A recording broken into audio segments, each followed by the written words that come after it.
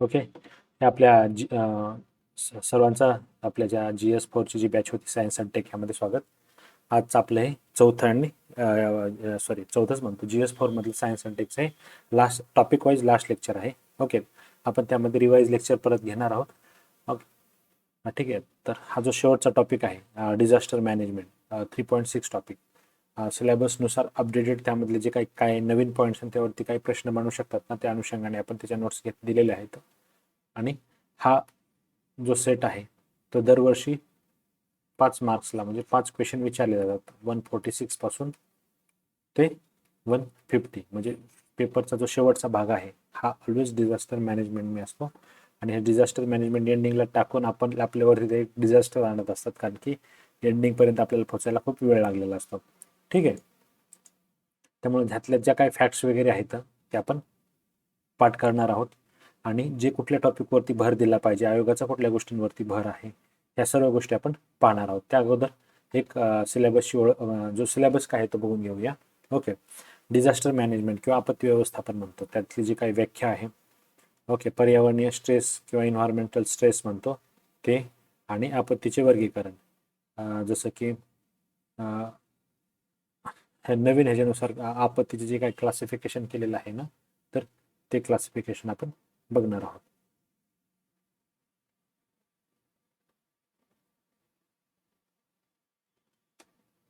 ठीक आहे. तर पुढे जाऊया. नॅचरल डिझास्टर्स किंवा आता आपत्तीचे वर्गीकरण कुठल्या 4 टाईपमध्ये बेसिकली सिलेबसमध्ये केलेलं आहे. आणि तसं पाहिलं तर 6 ह्याच्यामध्ये वर्गीकरण होतं. पहिलं आहे नैसर्गिक आपत्ती, नंतर आहे मानवी आपत्ती, दहशत आणि अतिरेकी कारवाया आणि इतर आपत्ती. अशा पद्धतीने सर्वसाधारण ढोबळमानाने त्याचं वर्गीकरण केलेलं आहे.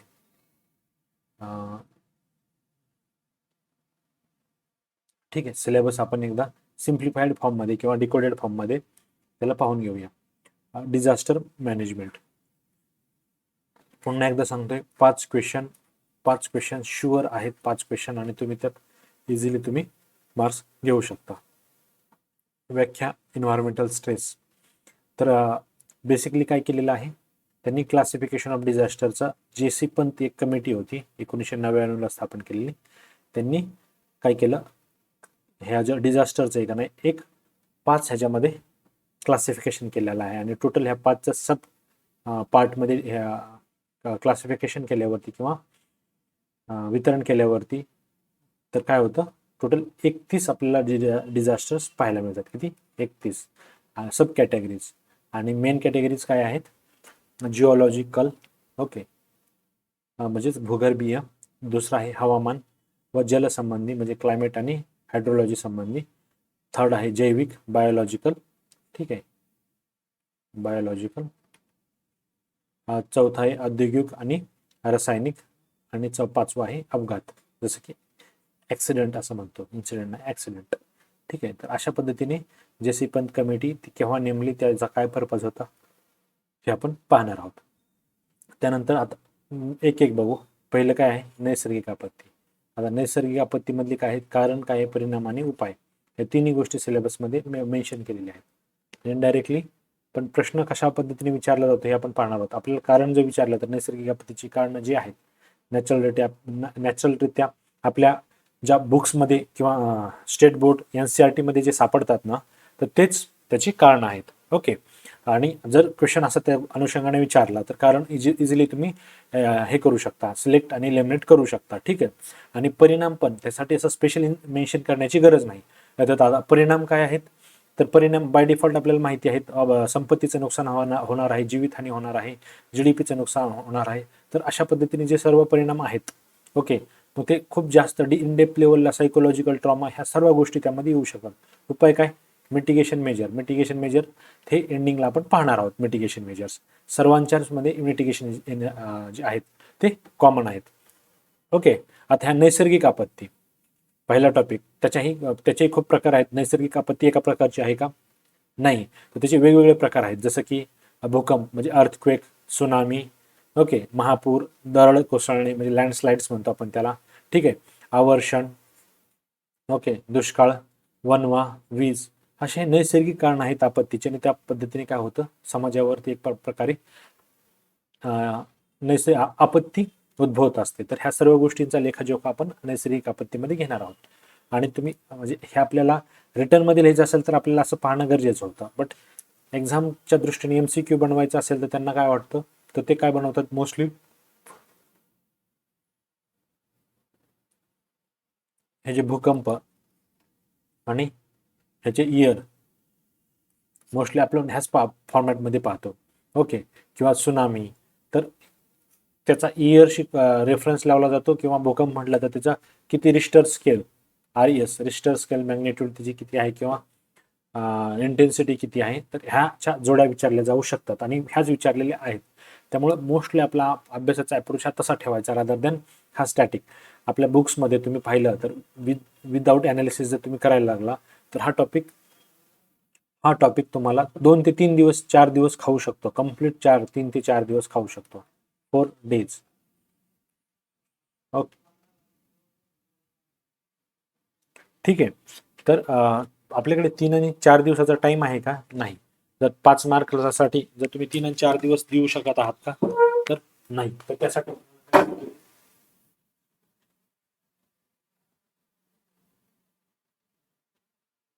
1 मिनिट, पाण्याची बॉटल घेतली. ठीक आहे. तर 5 मार्कासाठी 3 आणि 4 दिवस आपण देऊन जमणार नाही. तर आपण काय केलं, एक इफिशियंट आणि इफेक्टिव्ह वेने आपण त्याचा स्टडी करणार आहोत. आणि शुअर ह्यातले जे 5 पैकी 5 किंवा 5 पैकी मिनिमम 4 तर मार्क्स आपल्याला शुअर आलेच पाहिजेत. मॅक्झिमम 5चे 5ही आले पाहिजेत, पण मिनिमम 4च्या खाली कधीच यायचं नाही. तर त्या अनुषंगाने आपण आपला जो जे लेक्चर असणार आहे ते असणार आहे. ठीक आहे. त्यानंतर मानवी आपत्ती. पहिलं बघितलं नैसर्गिक, नंतर सेकंड आहे मॅनमेड, मानवी किंवा मॅनमेड म्हणतो. परत त्याचे कारण, परिणाम आणि उपाय हे आपण एंडिंगला पाहणारच आहोत. आता त्याचे प्रकार कुठला आहेत, पहिला आहे वाळवंटीकरण, दुसरा आहे मृदाधूप, ओके, सॉइल इरोजन म्हणतो आपण त्याला, जंगल, शेती, घर आणि ह्यांना लागणारी जी आग आहे, हे सर्व कसे आहेत कारण, तर मानवी म्हणजे अँथ्रोपोजेनिक रिझन्स आहेत ह्याच्या मागे. कारण की त्यामुळे कुठे कुठे तरी माणसाचा उल्लेख आलेला असतो आणि माणसांमुळेच ह्या गोष्टी इनिशिएट झालेल्या असतात आणि खूप जास्त प्रमाणामध्ये विरोध झालेले आपल्याला पाहायला मिळतात. ठीक आहे. तर ही अशा पद्धतीने ही मानवी आपत्ती आणि प्रश्न अशाही पद्धतीने बनवू शकतो. कसं आहे की अभ्यास करताना हे नेहमी विचार करा की नैसर्गिक आपत्ती, मानवी आपत्ती, त्यातले 2-4 कॉलम देतील आणि ट्रिकी जोड्या बनवतील. असं बऱ्यापैकी इकॉनॉमिक्समध्येच एक प्रश्न बघा, 2019चा प्रश्न होता पॉवर्टी एलिव्हेशन संबंधी. ठीक आहे. तर तो कसा होता, तर त्यामध्ये पॉवर्टी एलिव्हेशन टायटल दिलं होतं आणि सब 3-4 स्टेटमेंट दिले होते आणि नंतर 2 आणि 3-4 सब स्टेटमेंट दिले होते. तर काय होतं मग अशा वेळेस येत नाही 4 स्टेटमेंट हे ते आपल्याला कन्फ्यूज करू शकतात. सो दॅट हिथं पण आहे ना, तुम्ही इझिली ते कशा पद्धतीने प्रश्न बनवू शकतो हे आताच एकदा त्यावरती विचार केला ना, तुम्हाला ही डिफिकल्टी मेन्समध्ये येणार नाही. ठीक आहे. त्यानंतर दहशतवाद आणि अतिरेकी कारवाया एक्सक्लुझिव्हली सिलेबसमध्ये आधी मेन्शन नव्हतं, बट आता ह्यावेळेस मेन्शन केलेलं आहे आणि ह्या गोष्टी त्यांनी विचारलेल्या आहेत आणि इट्स अ टाईप ऑफ डिझास्टरच आहे. दहशतवाद आणि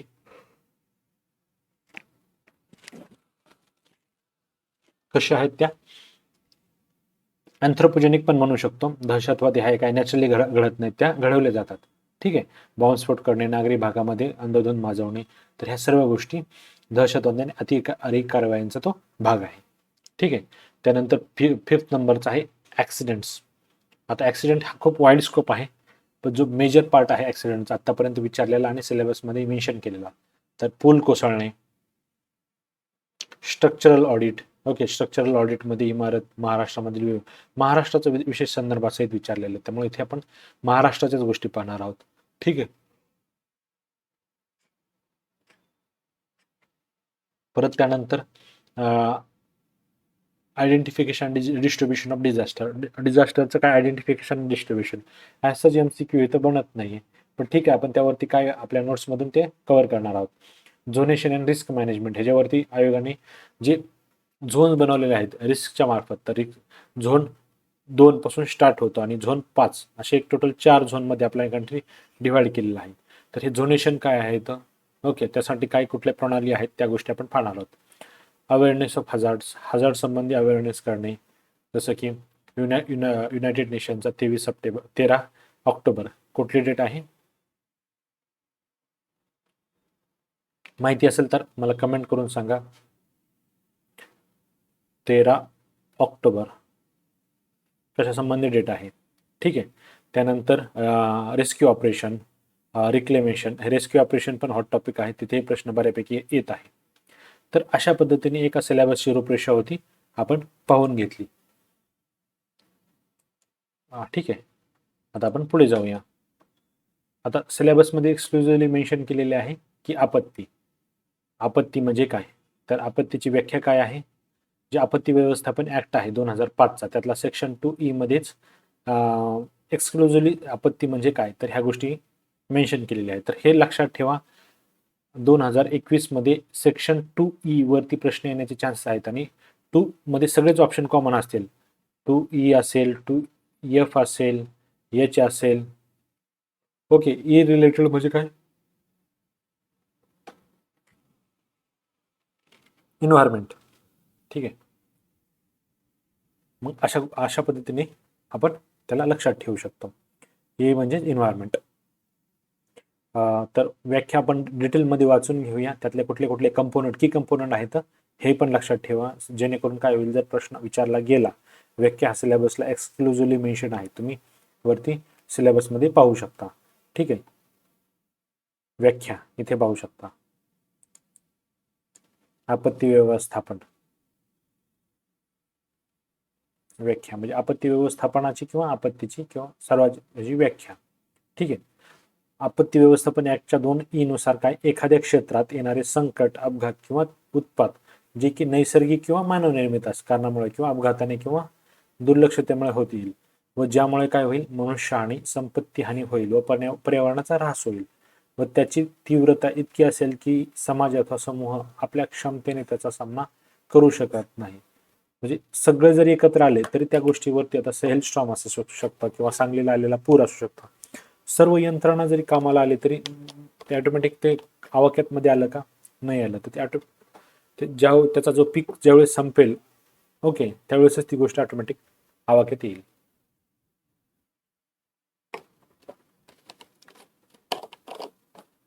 ठीक आहे. तर अशा पद्धतीने आपण त्याची व्याख्या बघितली. त्याच्या काही स्लाइड्स आहेत ते एंडिंगला आपण पाहणार आहोत. ओके. तर आर्टिकल कुठलं लक्षात ठेवणार, ह्यामध्ये तुम्ही आर्टिकल 2E हे लक्षात ठेवा. ठीक आहे. पुढे जाऊया आपण. आता हे आपत्तीचे प्रकार, आपत्ती संबंधी थोड्याशा बॅकग्राऊंड मध्ये जातो. इन्व्हायरमेंटल डिझास्टर कुठला होता फेमस, आपलं भोपाळचं. ठीक आहे. किती साली झालं मला एकदा कमेंट करून सांगा, तुमच्या हे डेट लक्षात असायला हव्यात. त्यानंतर काय झालं, ओडिसामध्ये पूर आला. ओके. आय थिंक 97च्या आसपास आला. 1993ला बॉम्ब ब्लास्ट वगैरे. तर ह्या एक सिरियली काहीतरी गोष्टी घडत होत्या आणि मग त्यावरती एक कमिटी नेमावी अशी एक वाटलं संसदेला. आणि त्यानंतर एक जे सी पंत कुठली, जे.सी. पंत यांच्या अध्यक्षतेखाली एक कमिटी नेमली आणि ह्या कमिटीने काय केलं, डिझास्टरचं एक व्यवस्थित विश्लेषण केलं आणि त्यांनी काय केलं, 5 गटामध्ये त्याचं हे केलं, कॅटेगरायझेशन केलं आणि 31 प्रकारामध्ये त्यांनी आपत्ती, टोटल 31 प्रकारच्या आपत्ती 5 गटामध्ये विभाजित केल्या. तर मे बी हा एक प्रश्न बनवू शकतो. कुठला, एक तर जे.सी. पंत कमिटी एक असू शकतं किंवा त्याचे जे काही 5 कॅटेगरीज आहेत त्या.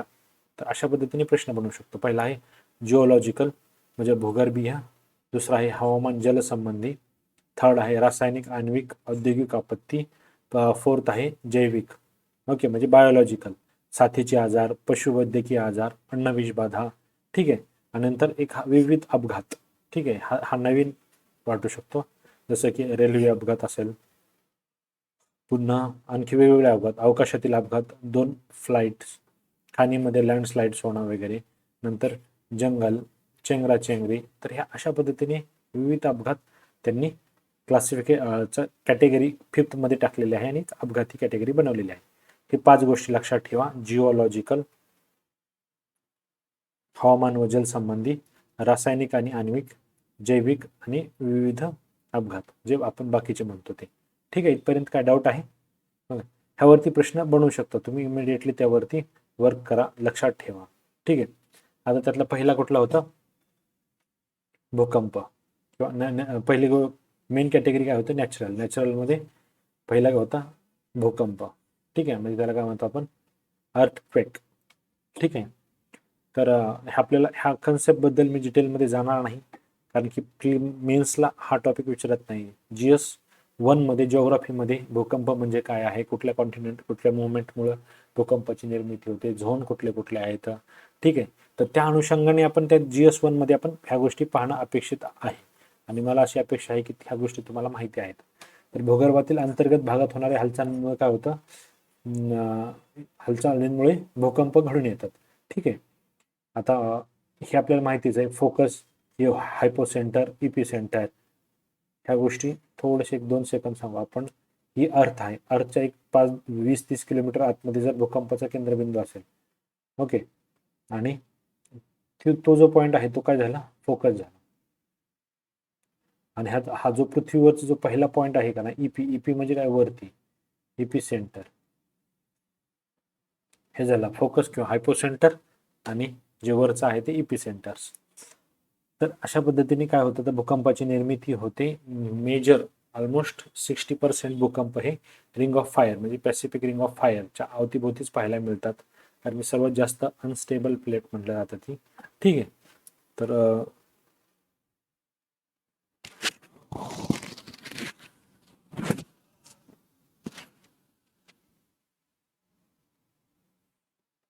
आता त्याचा स्केल